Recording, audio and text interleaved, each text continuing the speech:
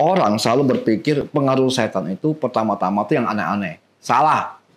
Pengaruh setan yang paling luar biasa adalah godaan.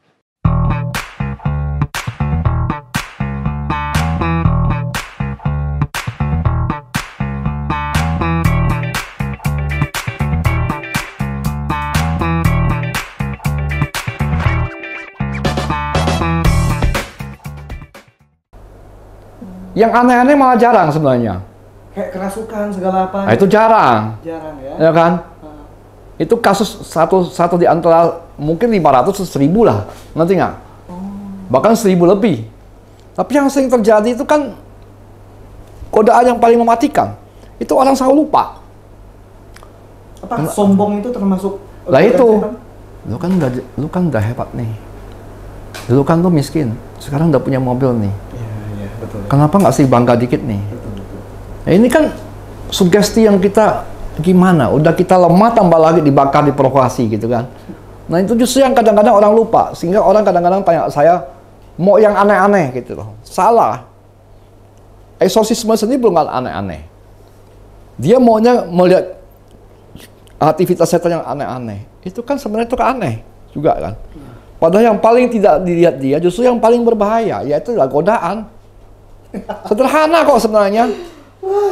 Itu kan provokator sebenarnya. Dan sekarang saya tanya kamu lah, kamu menyembah setan nggak? Enggak. Tapi kalau kamu jadi menyembah setan pelan-pelan, kalau kamu nggak sadar, karena provokasi kan? Iya.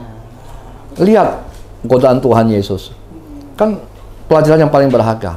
Lu kan lapar nih, Ya. lu kan punya kuasa. Ubahlah batu jadi roti. Oh, oke. Kalau kamu give in, ikut 1-0. Yang kedua, halah cuma itu aja. Lu kan pejabat yang paling tinggi. Lu nggak akan jatuh lah, semua orang akan dukung lu lah. Hajar aja.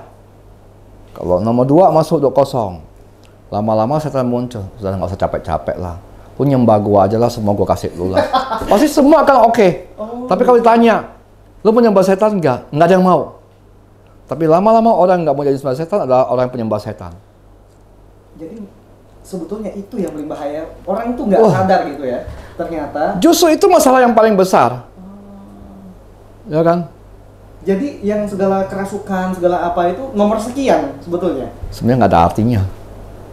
Setan itu tidak pernah akan membuat seperti itu kalau dia itu tahu bahwa orang itu gampang diurus kok. Ya kamu aja sebagai manusia lah, kan kalkulasi toh. Iya. Ya kan? Mengapain keluarkan modal gede untuk menghancurkan sesuatu yang gampang gitu loh, ngerti nggak? Jadi kok bukan orang bodoh, setan tuh makhluk paling intelijen loh ya. Makhluk yang paling intelijen. Karena setan diciptakan oleh Tuhan dengan pengetahuan yang seluruhnya dicurahkan oleh Tuhan sesuai dengan tingkatnya, tanpa perlu belajar. Buset. Ya kan? Tapi Untuk ramal juga bisa ya? itu bukan ramal namanya. Nanti saya akan cerita pelan-pelan dulu. Ini kan kasarnya kan dia makhluk intelijen, pure spiritual.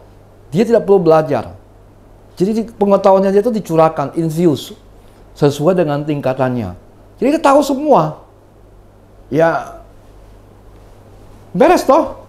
Nah dia kan pakai taktik segala macam. Sekarang gini lah, kamu menguasai daerah kalau perang.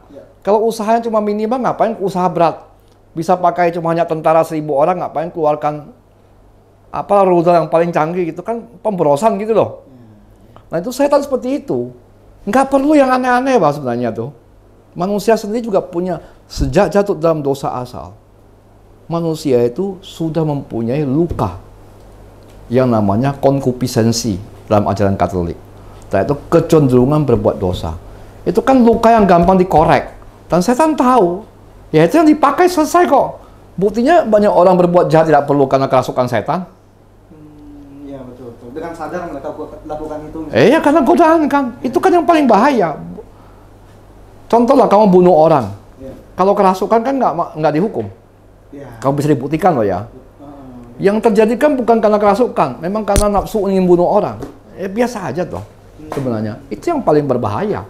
Orang selalu berpikir bahwa kalau ngomong setan itu hal yang aneh-aneh. Tidak. Yang paling berbahaya adalah godaan.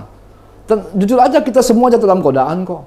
Maka doa Bapak kami, lepaskan kami dari pencobaan kan. Dari godaan kan. Bantulah kami supaya lepas daripada godaan setan kan. Si jahat kan. Dan bebaskan kami dari yang segala yang jahat kan. bukan yang jahat, the evil one, dari setan sebenarnya.